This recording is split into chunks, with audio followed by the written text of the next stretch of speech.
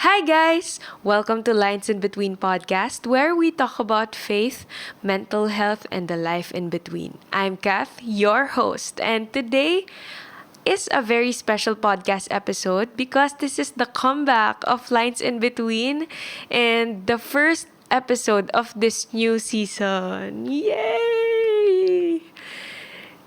Today, I'm gonna be talking about why the podcast had to take a pause and a little life update for you guys. But before that, we are setting new traditions here in the podcast, and I will be answering one card from the Meaningful Conversations Tony Talks merch. So I got this from Shopee.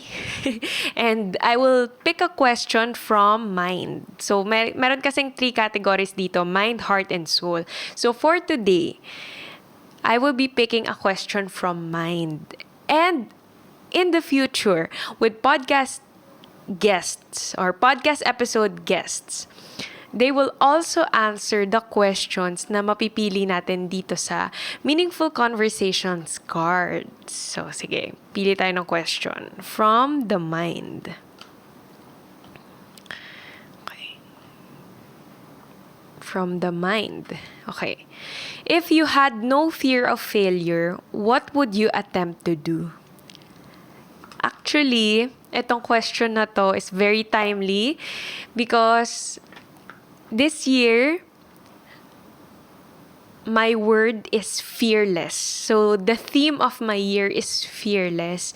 And I am being fearless by doing this podcast episode because it's really a dream that I am pursuing. I am pursuing my dream to communicate. And I am setting aside my fear of failure so that I can pursue this dream. So, that's my answer. I'm already doing it. It's not a what if, or it's not something na anong gagawin ko kung wala akong fear of failure, because I'm now doing it by filming and posting podcast episodes. So, back to the topic. Why did Lines in Between had to take a pause? We had to take a pause because life happened to me. I don't know if it was burnout, but I was just too tired. When Lines in Between launched back in 2024, I was writing the script, I was writing the outline, I was filming the podcast episodes along with my boyfriend then, now my husband. I was editing the episodes, I was posting it, making the captions. So I was doing everything. I'm not complaining, but it was a very tiring season of my life, and I really had to take a pause because I needed to redirect and I needed to see where I want the podcast to go and where I want the podcast to take me as well.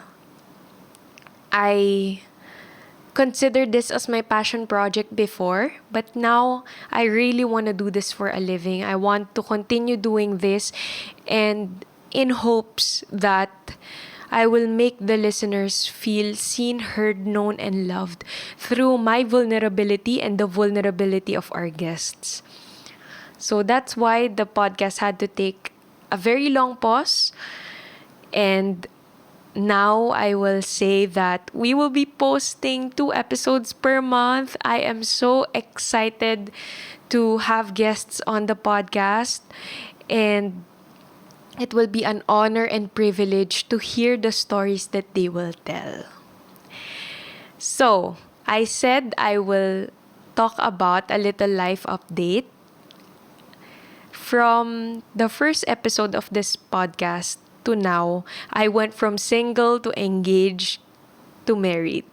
So yes, I am now married to my husband, Jet. If you follow me on social media, you know that we recently got married last year. It was the best time of our lives, and it's still the best time of our lives now. We're enjoying married life. And we got engaged back in February 2025 and got married the same year, November 2025. So it was a very busy season for us, and I had to also take a pause from the podcast because we had to prepare our wedding, and we had to focus on the vision that we want to see in our wedding, and it was a very successful one. I'm so happy that we're now married and we're enjoying married life. So with every enjoyment comes struggles and fears and feelings. So that's part of the life update that I will share.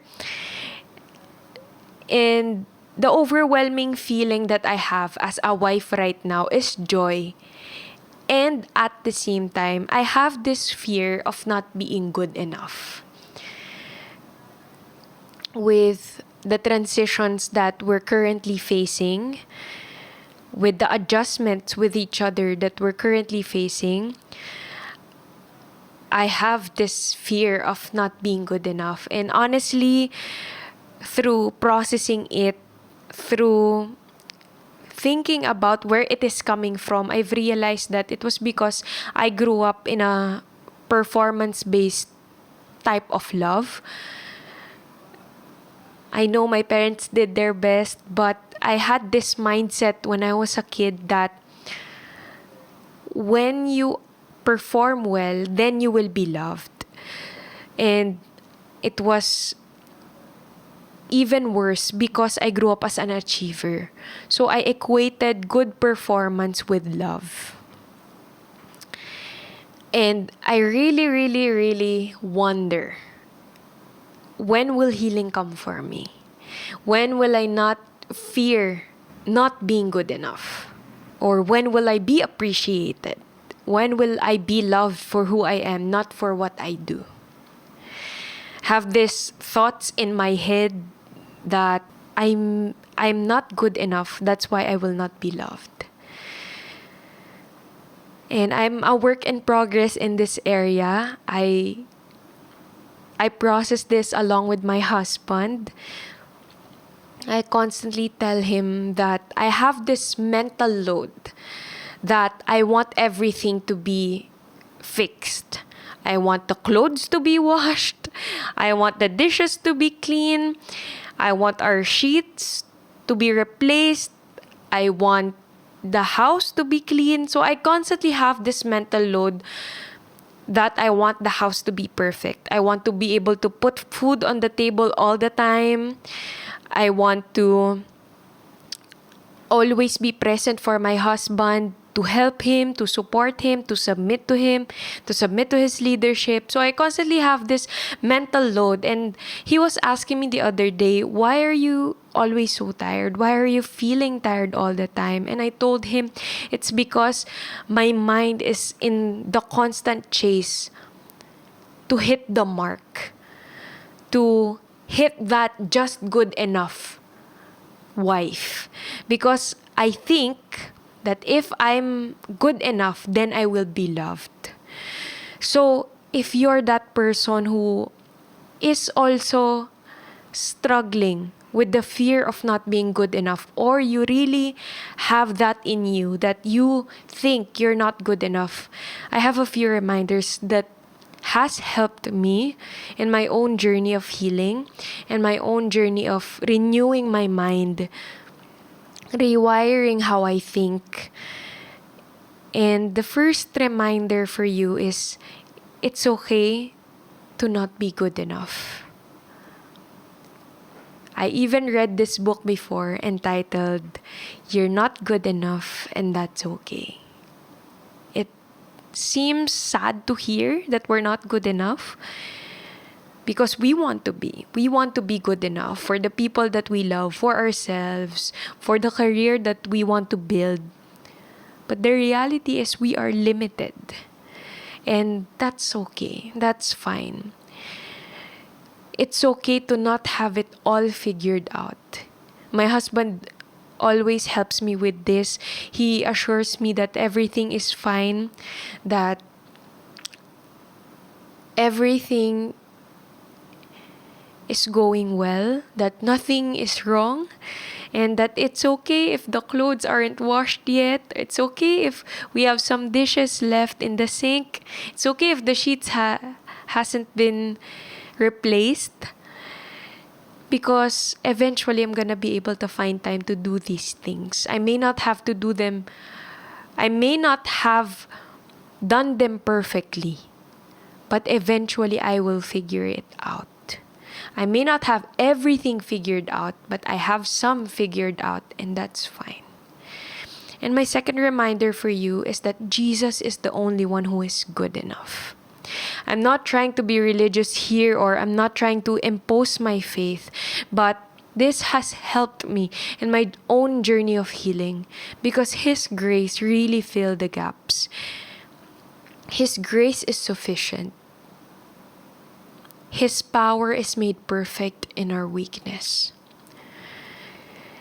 I may be limited, but God is limitless. He fills in the gaps. It may not be something that I see tangibly, but He helps me be assured that it's okay to not have it all figured out, because He has it all figured out for me. He has laid down the steps that I will take, and I only have to take them. It's okay to not be a good enough wife, because the one who will fill my husband is Jesus. It is God. I may not be the perfect wife, but we serve a perfect God. And lastly, I take it one day at a time. How should we apply this practically? We break down big tasks into small ones, and we celebrate the wins. If you feel like you're not good enough, please see success as accomplishing small tasks. And I hope that will help you see yourself for who you are, for what you can do, for your being, not just your doing. Even if no one sees, God sees our efforts, and in Him no work is in vain. We are loved not because of our performance, but because He loves us. And we can be assured that we are fully known and fully loved by God. Again, my reminder for you is that it's okay if you're limited. It's okay that you are limited. Jesus is the one who will fill in the gaps, and you take it one day at a time. So if you're feeling like you're not good enough, I hope you see that sometimes it's okay. You may not be good enough in some aspects, good enough in others. At the end of the day, what matters is how you see yourself. And what matters is how God sees you. You are fully known and fully loved by God. And that's what is most important. Thank you so much for listening to this podcast episode. I hope you learned something. And if you have thoughts, feelings, or reactions, please comment them down below. I would love to read them. And if you see this on YouTube or Spotify, don't forget to share it to your friends. Subscribe and follow our social media accounts. That's Lines in Between Podcast on TikTok, Facebook, Instagram, YouTube, and Spotify. Thank you so much again for listening to this podcast episode, and we will see you in the next one. Bye!